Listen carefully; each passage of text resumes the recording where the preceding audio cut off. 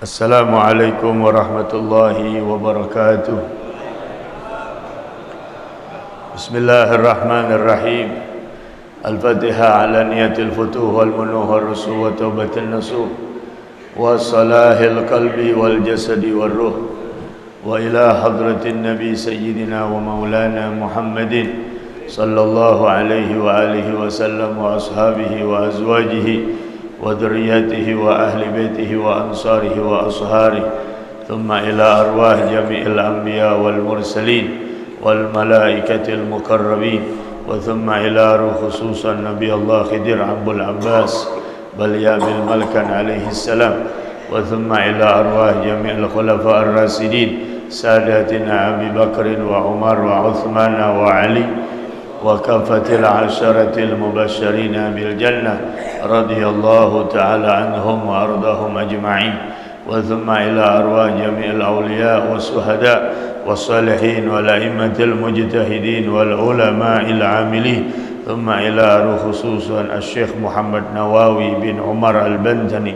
وثم إلى روح خصوصا سيد الوالد الحبيب عبد الرحمن بن أحمد بن عبد القادر السقاف والحبيب عبد القادر بن أحمد بن عبد الرحمن السقاف والحبيب عبد الله بن عدروس بن حوت العطاس ثم إلى حضرة أستاذنا البركة سيد الوالد الحبيب عمر بن عبد الرحمن السقاف وابنه الحبيب سقاف بن عمر السقاف والحبيب علوي بن عبد الرحمن السقاف والحبيب عبد الله بن شيخ أبي بكر بن سالم والحبيب علي بن صالح العطاس والحبيب عبد الله بن علي العطاس ثم إلى روح سيد الوالد الحبيب علي بن عبد الرحمن السقاف والحبيب منذر بن فؤاد المساوى وثم إلى روح خصوصا الحبيب أحمد بن علوي الحداد والحبيب عبد الله بن حسين السامي العطاس والحبيب حسين بن عمر بن محمد بن حوت العطاس ثم إلى أرواح خصوصا والدة المحبوبة سليسية بنت حسن مصطفى بن جاي رحمة محمد بن جني رضية بنت محمود حسن مصطفى بن جاي رحمة Ibu Haji Ahmad binti Suganda Juli bin Musa Sa'adah binti Bulan Muhammad Tamrin bin Hasan Mustafa Jasmani bin Hasran bin Hasan Ubi Haji Barakah binti Ahmad Usyari bin Haji Muslihah binti Haji Muhammad Junaid Sarifah Zahra binti Umar Sekar Sarifah Khadijah Sarifah Nikmah binti Abdullah Al-Attas Syarifah Rajaya Syarifah Ni'mah binti Al-Habib Abdul Rahman As-Sijami Haji Fatimah binti Isa Kalimah binti Isa Salamah binti Isa Thumma ila Pangeran Jagat Nata Pangeran Sitari Ari Pangeran Jagat Putih Pangeran Batik Pusana Pangeran Tunggal Ari wa thumma ila hadratul wa usulihim wa furu'ihim wa dhawil huquqi alaihim ajma'in anna Allah ta'ala yaghfir lahum yarhamhum wa yu'ali darajatihim fil jannah wa yanfa'una wa yu'idu alaina wa ala man intasaba ilaina min barakatihim wa imdadihim wa asrarihim wa anwarihim wa ulumihim wa nafahatihim wa barakatihim fid dini wad dunya wal akhirah thumma ila arwah abaina وأمهاتنا وأجدادنا وجداتنا وعمامنا وعماتنا وأخوالنا وخالاتنا ثم إلى أرواح جميع مشايخنا ومعلمنا في الدين ثم إلى أرواح جميع من تعلق بقلوبنا ومن تعلق بحياتنا ثم إلى أرواح جميع المؤمنين والمؤمنات والمسلمين والمسلمات أن الله تعالى يغفر لهم ويرحمهم ويجعل الجنة مثواهم. الفاتحة. أعوذ بالله من الشيطان الرجيم. بسم الله الرحمن الرحيم. الحمد لله رب العالمين الرحمن الرحيم مالك يوم الدين إياك نعبد وإياك نستعين اهدنا الصراط المستقيم صراط الذين أنعمت عليهم غير المغضوب عليهم ولا الضالين. رب اغفر لي ولوالدي آمين. Masih di halaman 3, 9 baris dari atas.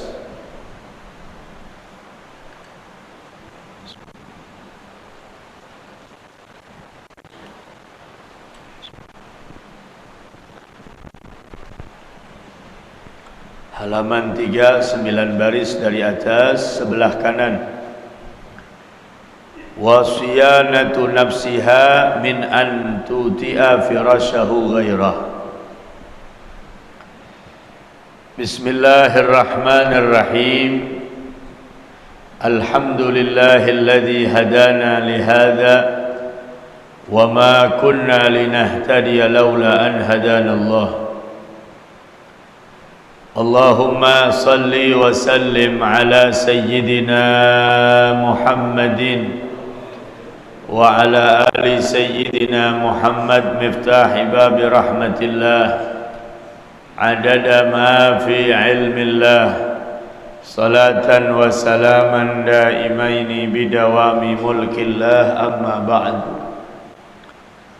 Ala Syekhul Muallif rahimahullahu ta'ala وأدام النفع به وببركة علومه وبكم في الدارين آمين.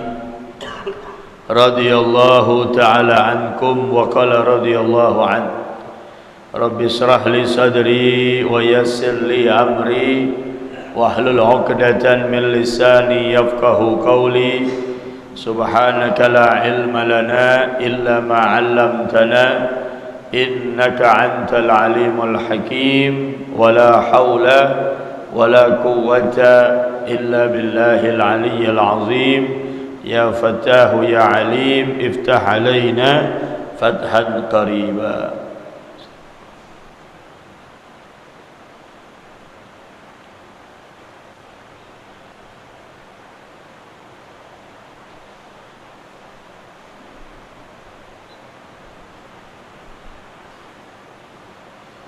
Bismillahirrahmanirrahim. Wasiyanatu nafsiha min an tuti'a firashahu ghairah wal ihtijabu an ru'yati ajnabiyyin li syai'in min badaniha walau wajhaha wa kaffaiha idzin nazaru ilaihima haramun walau ma'antifa'i syahwah.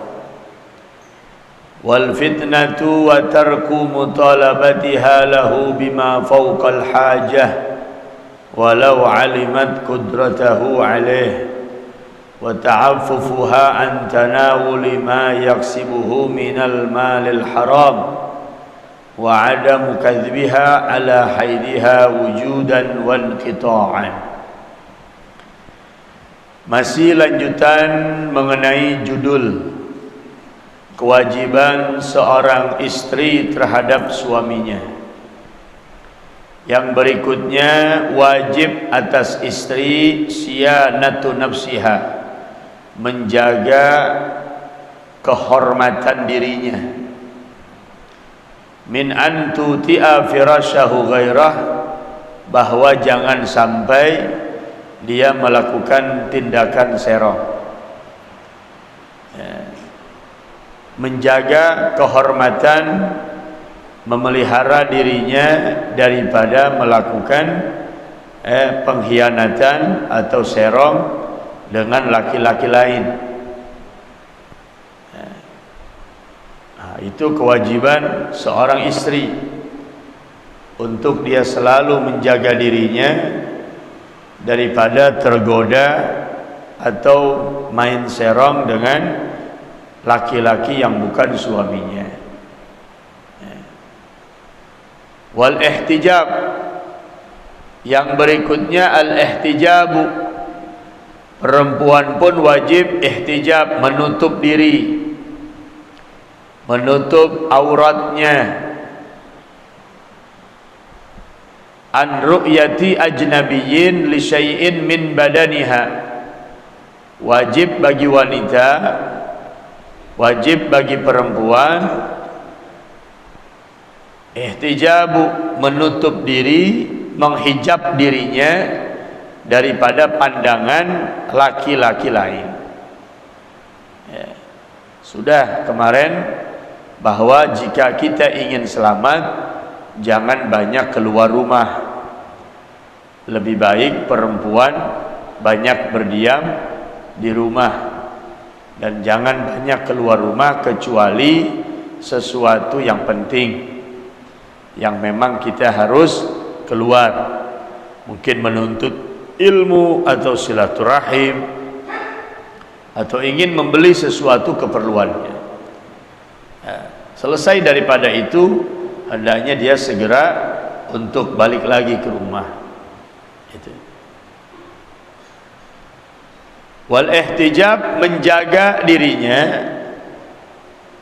melindungi dirinya, menutup dirinya daripada pandangan laki-laki lain. Min badaniha, dari semua badannya. Hendaknya wanita menutup aurat, sebagaimana laki-laki wajib menutup auratnya. Aurat laki-laki antara pusar dengan lutut, aurat perempuan semua badannya, kecuali nanti wajah dan kedua telapak tangan. Hatta wajhaha, tuh, sampai-sampai wajahnya pun katanya harus ditutup, mungkin dengan menggunakan cadar.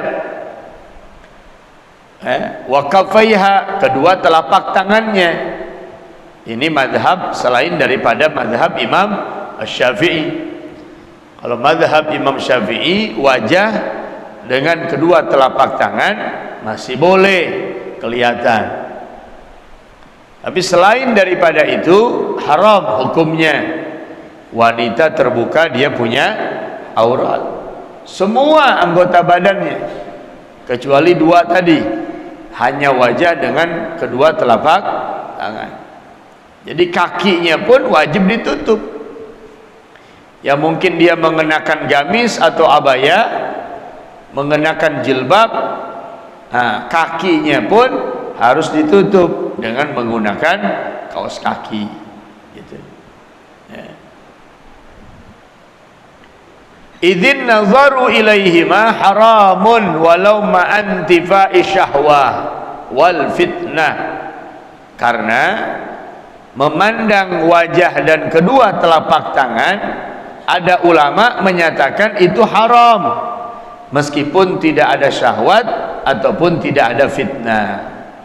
Ini selain daripada mazhab Imam Asy-Syafi'i radhiyallahu anhum. Ya. Tapi kalau di negara Timur Tengah, di Arab Saudi banyak, pun di Yaman, di Hadramut, itu banyak wanita semuanya tertutup rapat, dia punya auratnya, sampai-sampai wajahnya pun gak kelihatan, pakai cadar. Ya, kalau di negara kita masih jarang orang perempuan pakai cadar, gitu. Atau kedua telapak tangannya ditutup, masih jarang, gitu. Kebanyakan di negara kita perempuan wajahnya kelihatan, kedua telapak tangannya kelihatan. Dan wajib juga perempuan menutup kedua kaki tadi, jangan sampai kelihatan. Ini kadang-kadang maaf ada atasnya pakai jilbab, bawahnya pakai daster, itu. Yang betisnya kelihatan. Ini sih sama juga, namanya ngejek agama. Gitu. Sama aja dia dengan perempuan yang nggak berjilbab kalau begitu. Atau dia pakai kerudung, tapi maaf bajunya kesempitan sehingga lekukan tubuhnya kelihatan. Dia punya perawakannya tuh, lekukan tubuhnya kelihatan sama orang. Nah ini di akhir zaman semaunya menjalankan syariat itu menurut logikanya, bukan menurut tuntunan Allah dan Rasulnya. Maka ketika ada suami melihat istrinya keluar tidak menutup dirinya, menggunakan jilbab dan lain sebagainya, maka dia dayus. Apa itu dayus?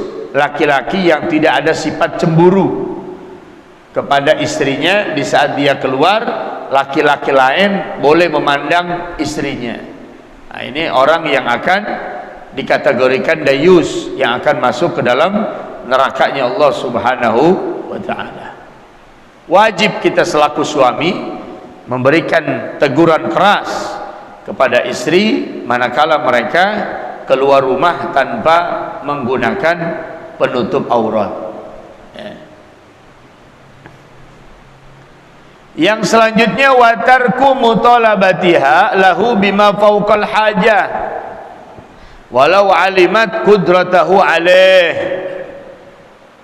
Dan seorang istri tidak boleh menuntut suaminya lebih daripada kemampuannya. Suami mampu ngasih nafkah satu hari 100.000, jangan minta setiap hari 500.000. Nah, ini di atas kemampuan namanya. Walau alimat kudratahu alaih, meskipun dia tahu kadar kemampuan suaminya. Kayaknya nih suami saya mampu nih kalau ngasih nafkah sehari 500.000, padahal setiap hari umpama dikasihnya 100 atau 200.000, maka jangan menuntut lebih daripada itu. Wa ta'affufuha an tanawuli ma yaksibuhu minal malil haram, dan menjaga dirinya daripada menggunakan atau memakan sesuatu yang diusahakan dari barang yang haram. Jaga ketika suami pergi bekerja, suami mencari nafkah, sering harus ingatkan bahwa jangan engkau berikan aku dan anakmu makanan yang haram. Itu. Hai suamiku, silahkan engkau berangkat untuk mencari nafkah. Saya doakan mudah-mudahan dapat rezeki yang halal, dapat rezeki yang berkah, dan jangan engkau beri makan aku dan anak-anakmu makanan yang haram. Itu harus pesan begitu tuh, kepada setiap lakinya. Wa adamu kadbiha ala haidiha, dan perempuan tidak boleh bohong ketika sedang haid atau tidak haid. Lagi haid dia bilang sama suaminya, abang, saya hari ini sedang haid. Kalau haidnya sudah berhenti, dia pun harus laporan. Dia bilang juga, abang, hari ini haid saya sudah selesai. Kenapa begitu? Karena khawatir suaminya ada hajat sama dia. Maka dia harus bilang kepada suaminya ketika dia sedang haid atau ketika tidak haid. Gitu. Ya. Al-faslu tsalits, nanti pasal yang ketiga, fi bayani fadli salatil mar'a fi baitiha. Pasal yang ketiga nanti menerangkan tentang keafdolan salatnya perempuan di rumah ketimbang di tempat lain. Perempuan itu salatnya lebih afdol di rumah ketimbang di tempat-tempat lain, di masjid ataupun di musola. Lebih baik perempuan salatnya di rumah. Nah, ini ada bab khususnya nanti pada bab yang ketiga. Ya. Al-faslu tsalits, pasal yang ketiga, fi bayani, di dalam menjelaskan fadli, keutamaan salatil mar'ah, salatnya seorang perempuan fi baitiha, di dalam rumahnya. Gitu. Wa fi annaha ay salatal mar'ati fi baitiha afdalu min salatiha ma'an nabi sallallahu alaihi wasallam. Dan salatnya dia di rumah perempuan jauh lebih afdal ketimbang salat di masjid, sekalipun yang jadi imamnya langsung Nabi Muhammad sallallahu alaihi wasallam. Itu ya. Itu di kitab nih, bukan saya yang kata, bukan. Ulama yang kata ini berdasarkan hadis Nabi alaihi salatu wassalam. Jadi afdalu wa fi annaha, dan sesungguhnya salatal mar'ah, salatnya perempuan di dalam rumah itu lebih afdal min salatiha, daripada dia salat di dalam masjid atau di tempat-tempat lain ma'an Nabi sallallahu alaihi wasallam, meskipun yang jadi imamnya langsung Nabi Muhammad sallallahu alaihi wasallam. Bagaimana kalau di masjid itu ada pengajian seperti saat ini? Tetap lebih afdal di rumah. Nanti habis sholat baru ke masjid ngaji, begitu, ketimbang dia sholat di masjid. Kan sholat berjamaah di masjid lebih afdal, Ustadz. Itu bagi laki-laki, bukan perempuan. Jangan ikuti nafsu, ikuti syariat yang sudah ditetapkan oleh Allah dan Rasulnya. Karena nggak semua ibadah bagi perempuan dinilai ibadah. Contohnya, ada perempuan pengen puasa sunnah, Senin dia puasa, Kemis dia puasa. Kira-kira bagus gak tuh puasa? Bagus, namanya ibadah. Tapi kalau dia puasa sunnah tanpa izin suami, nggak sah. Gitu. Perempuan mau sedekah, bagus gak? Bagus. Tapi kalau dia berbagi sedekah walaupun kepada orang tuanya tanpa izin suami, maka suami yang dapat pahala, dia dapat dosanya. Tuh. Jangan suka bilang, kan bagus sholat di masjid berjamaah, bagus bagi laki-laki, bukan bagi perempuan. Itu. Ini harus mau tidak mau disampaikan, karena maaf-maaf zaman sekarang suka keliru. Ada perempuan jam 1:30 keluar dari rumahnya. Saya pernah ketemu, mau kemana bu? Mau sholat tahajud, sholat tasbih berjamaah. Bagus gak sholat tasbih? Bagus. Tapi mau ngapain keluar? Di rumah udah. Ya. Allah dan Rasulnya nggak nuntun perempuan itu banyak keluar rumah, enggak. Di rumah sudah. Sekarang segala sesuatu yang berharap baik, tapi karena kurangnya pengetahuan, akhirnya ngikutinnya bukan karena ada ilmu, karena nafsu aja. Akad nikah di masjid banyak sekarang. Bukannya nggak bagus, bagus. Tapi usahakan perempuan kalau bisa jangan ikut, karena khawatir di antara mereka ada yang haid. Karena kan kadang-kadang suka nekat juga perempuan. Bu, lagi haid ya? Haid, nggak boleh ke masjid. Wah, iyalah, cuma hadir doang. Gitu. Ada gak yang begitu? Suka ada begitu. Dan maaf-maaf kadang-kadang lebih ekstrem. Udah haid nggak pakai kerudung lagi. Di mana kehormatan masjid itu? Nah ini pengurus masjid, ketuanya, wakilnya harus bertanggung jawab atas hal itu. Tidak bisa memberikan ketegasan kepada orang-orang yang sembarangan masuk lalu lalang ke dalam masjid. Wa qala Nabi alaihi salatu wassalam, dan bersabda baginda Nabi besar Muhammad sallallahu alaihi wasallam. Ini yang ngomong langsung Nabi nih. Aqrabu ma takunul mar'atu min wajhi rabbiha idza kanat fi qa'ri baitiha. Ibadah yang paling afdal dilakukan perempuan untuk mendapatkan keredaan Allah idza kanat, kalau ibadah itu, kalau perempuan itu ibadahnya fi qa'ri baitiha, di dalam rumahnya. Tuh. Jadi ibadah yang paling afdal dilakukan oleh wanita di mana? Dalam rumah, bukan tempat-tempat lain. Tuh jauh lebih afdal. Bukan berarti ibadah di tempat lain gak sah, sah juga, tapi keafdolannya kurang. Gitu.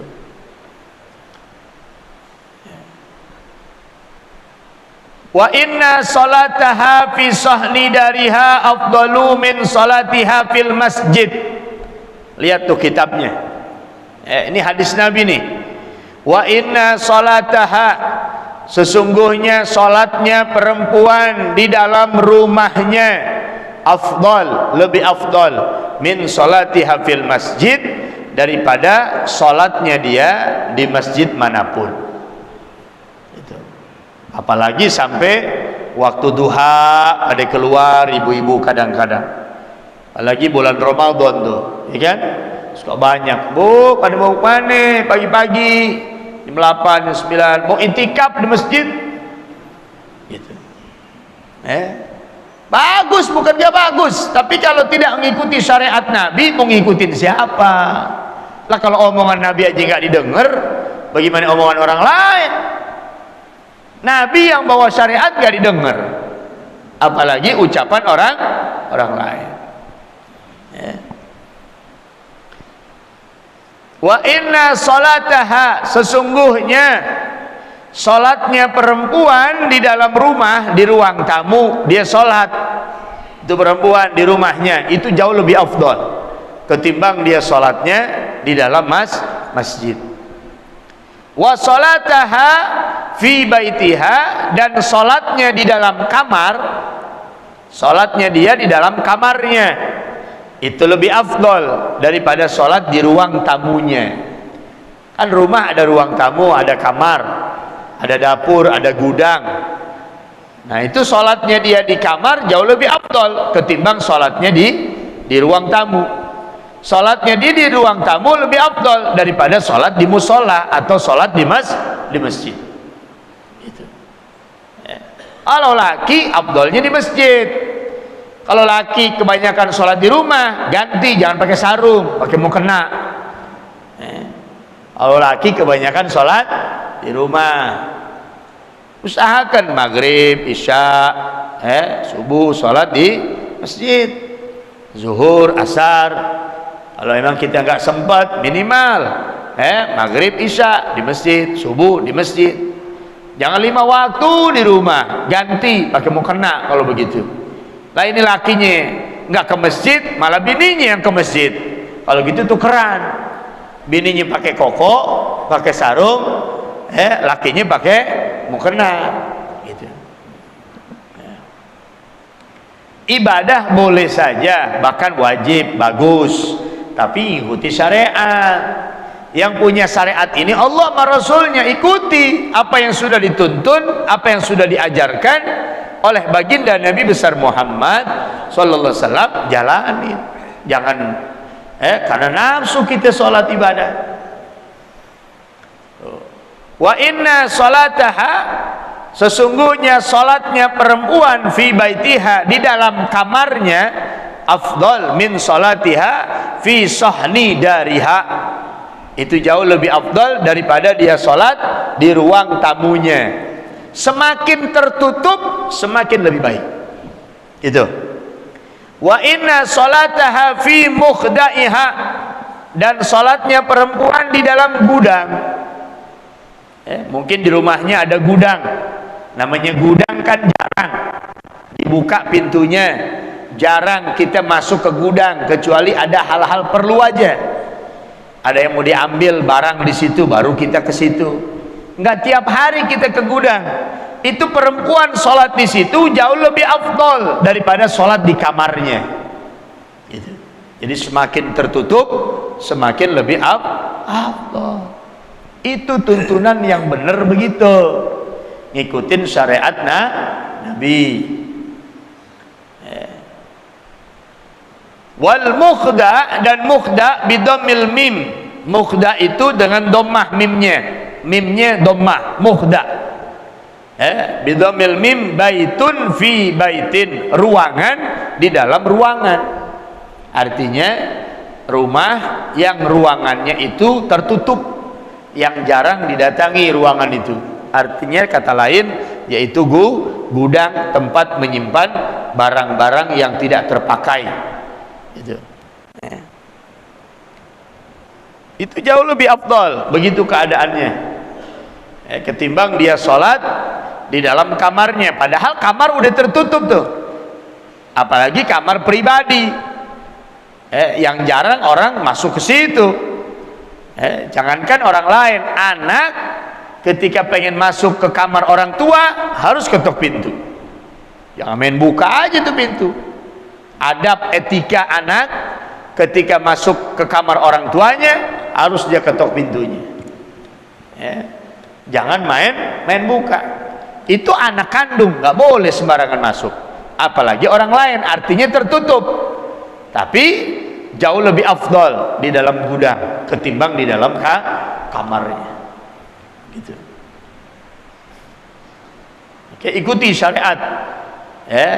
Didik kita punya istri dengan syariat yang benar, bukan asal maunya, bukan jangan asal sholat, jangan asal ibadah, tapi dengan tuntunan syariat yang dibawa oleh Nabi besar Muhammad sallallahu alaihi wasallam.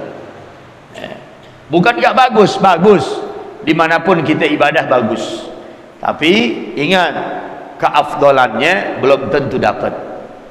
Gitu. Kayak tadi tuh, seorang perempuan mau ngasih sesuatu kepada orang tuanya, padahal ibunya, padahal bapaknya, tetap nggak boleh, kecuali harus izin kepada suami. Itu tuntunan yang benar begitu. Dan suami pun harus bersifat toleran, selalu memberikan ruang yang cukup, yang dia harus mengerti keadaan istrinya. Oh, istrinya pengen ngasih orang tuanya, ya izinin, jangan pelit kita. Suami, istri pengen ngaji, izinkan. Bang, ane mau ngaji nih di Masjid Al-Atiq, ya silakan sana datang. Gitu. Bagus, namanya nuntut ilmu. Tapi ingat, ibadah dilakukan harus dengan sesuai syariat, yang dibawa oleh Nabi besar kita Muhammad sallallahu alaihi wasallam. Karena sekarang orang pakai kerudung aja semaunya, pakai jilbab semaunya. Yang kadang-kadang maaf banyak anak-anak gadis atasnya pakai kerudung, bawahnya pakai tangan baju lengan panjang. Maaf, dia punya celana cingkrang saudara. Kadang-kadang digulung sengaja, kakinya kelihatan, mata kaki kelihatan. Apakah itu bukan aurat? Aurat bukan? Aurat. Dosa enggak? Dosa. Sekarang gaya boleh kita gaya apapun, tapi ingat sesuai dengan tuntunan syariat. Jangan nyeleweng. Udah kayak kita lebih pintar dari Nabi kalau begitu. Nabi yang tuntun, Nabi yang ajak, Nabi yang ajarkan biar kita selamat dunia akhirat. Ini semaunya jalani syariat, tidak sesuai dengan apa yang diajarkan oleh baginda Nabi besar Muhammad sallallahu alaihi wasallam. Al-faslur rabi wa dzalika lisatri. Kenapa sholat perempuan di tempat yang lebih tertutup jauh lebih afdal? Wa dzalika lisatri. Hal itu karena dia lebih tertutup dari tempat-tempat yang lain. Gitu. Jadi ada aturannya. Al-faslur rabi fi bayani hurmatin nazari rajuli ilan nisa'il ajnabiyat wal aqsi. Sampai di sini. Wallahu a'lam bissawab. Rabbi zidni ilma warzuqni fahma. Alhamdulillahi rabbil alamin. Sebelum saya tutup, saya ajak antum, saya undang antum semuanya, baik yang bapak-bapak atau ibu-ibunya, untuk juga bisa menghadiri taklim di rumah saya nanti sore, sholat asar berjamaah. Yang ada waktu, ada kesempatan, saya harapkan kehadirannya untuk mensiarkan majelis taklim di rumah saya di Jalan Cipinang Jaya Dede, di Cipinang Jaya Dede, RT 5 RW 8 nomor 25A. Mudah-mudahan kita mohon kepada Allah antum diberikan taufik hidayah oleh Allah Subhanahu wa taala, kemampuan dan kekuatan untuk bisa menghadiri undangan dan ta'lim tersebut. Bismillahirrahmanirrahim. Alhamdulillahirabbil alamin. Hamdan yuwafi ni'amahu wa yukafi mazidah. Allahumma salli wa sallim ala sayyidina Muhammad wa ala ali sayyidina Muhammad. Allahumma ighfir lana dhunubana wa liwalidina warhamhuma kama rabbayana shighara. Allahumma ihdina fi man hadait wa afina fi man afait wa tawallana fi man tawallait wa barik lana fi ma atait wa qina syarra ma qadait. Wa sallallahu ala sayyidina Muhammadin wa alihi wa sahbihi wa sallam. Walhamdulillahi rabbil alamin. Alhamdulillah ala ni'amillah. Alhamdulillah ala barakatillah. Alhamdulillah hamdan yuafi ni'amahu wa yukafi mazidah. Walhamdulillahi rabbil alamin. Ya Rasulullah, ya Rabi Asya'ni wa daraji, ya Rasul salamun alaik, ya Rafi ya Rasul Allah, ya Rafi niwadaraji. Allahumma salli wa sallim wa barik alaihi wa ala alihi. Assalamualaikum warahmatullahi wabarakatuh.